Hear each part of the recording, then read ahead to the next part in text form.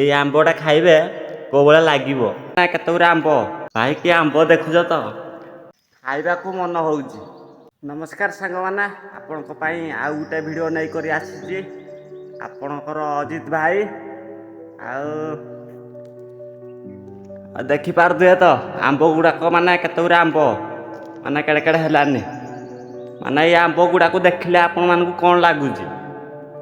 ମାନେ ଏଟା କଲିମି ଗଛ ଆମ୍ବଟା, ମାନେ କ'ଣ ଲାଗୁଛି ଆପଣମାନଙ୍କୁ ଦେଖିଲେ କମେଣ୍ଟ କରିବେ। ମାନେ ପୁରାପୁରି ଖାଇଦେବାକୁ ମନ ହଉଛି। ଭାଇ, କି ଆମ୍ବ ଦେଖୁଛ ତ, ଓ ଭାଇରେ ଭାଇ, କି ଆମ୍ବ ଦେଖ, ମାନେ ତ ପୁରାପୁରି ବାହିଟା ପ୍ରାୟ ଭାଙ୍ଗି ପଡ଼ିଛି, ଦେଖୁଛ ତ। ଆଉ ଦେଖ ମାନେ ଇଲାକାଟା ଦେଖ, ଜାଗାଟା କୋଉ ଭଳିଆ ହେଇଛି।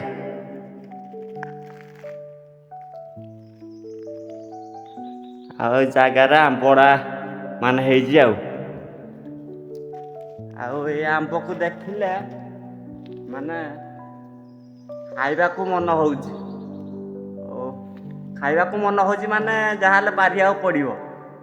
ଏଠୁ 4-5ଟା ଖଣ୍ଡେ ପାରିକି ନବା, ଯିବା ଛାଇ ଜାଗାଟା ଦେଖିନି ଖାଇବା। ହଉ ଚାଲ। ଆଉ ଏବେ ମୁଁ ଛାଇ ଜାଗାକୁ ପଳେଇ ଆସିଛି। ଆଉ ଆମ୍ବ ଦେଖ 4ଟା ଖଣ୍ଡେ ପାରି ଦେଇଛି। ଆଉ ଦେଖ ତା ସାଙ୍ଗକୁ ଆଉ ଲୁଣ, ଆଉ ଦେଖିପାରୁଥିବ ତ, ଓ ଗଳି ପଇଲାରେ ଭାଇ, ଏ ଲୁଣ ଲସ୍ ହେଇଗଲା। ମାନେ ଏଇ ଲୁଣରେ ମିଶିଛି ଦେଖ, ମାନେ ଏଥିରେ ଜିରା ଗୁଣ୍ଡ, ମାନେ ଜିରାଟାକୁ ଟିକେ ହାଲକାରେ ଭାଜିଦବ, ଆଉ ଗ୍ରାଇଣ୍ଡିଙ୍ଗ କରିଦବ, ଟିକେ ଗୁଣ୍ଡ ହେଇଯିବ।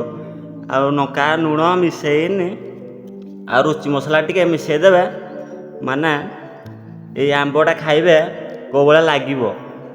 ଭାଇ, କଲମି ଆମ୍ବଟା ପୁରାପୁରି ଖାଇବେ ମାନେ ଲୁଣକୁ ଆମ୍ବ ବହୁତ ଭଲ ଲାଗିବ।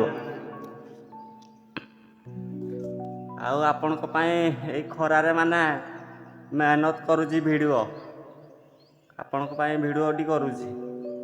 ଆଉ ଦେଖିପାରୁଛ ତ ଆମ୍ବ, ମାନେ ରୁଚି ମସଲା ମିଶିଛି ଏଥିରେ, ଲଙ୍କା ଗୁଣ୍ଡ, ଲୁଣ ଆଉ ଜିରା ଗୁଣ୍ଡ। ମାନେ ଆମ୍ବଟା ମାନେ କୋଉ ଭଳିଆ ଲାଗିବ ଖାଇଲେ। ଆଜ୍ଞା, ଆମ୍ବଟା ମାନେ ଖାଇଲେ କୋଉ ଭଳିଆ ଲାଗିବ। ଭାଇ ମୋର ଦେଖିପାରୁଥିବେ ତ ଆମ୍ବଟା, ମାନେ କଲିମି ଆମ୍ବଟା। ଆଉ ଅଛି କିଛି ଭଲ। ଆଉ ଦେଖିପାରୁଥିବ ତ, ଏ ଭାଇରେ, ଏ ଆମ୍ବକୁ ଖାଇଲେ ମାନେ ପିଲାଦିନ କଥା ମନେ ପଡ଼ିଯାଉଛି। ବହୁତ ଭଲ ଆମ୍ବଟା, ମାନେ ମୋର ପିଲାଦିନ କଥା ମନେ ପଡ଼ିଯାଉଛି ଏଇ ଆମ୍ବକୁ ଖାଇଲେ। ଆଉ ଦେଖିପାରୁଥିବ ତ ଲୁଣ, ମାନେ ଲୁଣକୁ ଆମ୍ବ, ଆଉ ଦେଖିପାରୁଥିବ ତ। ଭାଇରେ, କ'ଣ କହିବି, ମାନେ କ'ଣ କହିବି ବୋଲି ମୁଁ ଜାଣିପାରୁନି। ହଉ ସାଙ୍ଗମାନେ, ରହୁଛି। ଜୟ ଜଗନ୍ନାଥ।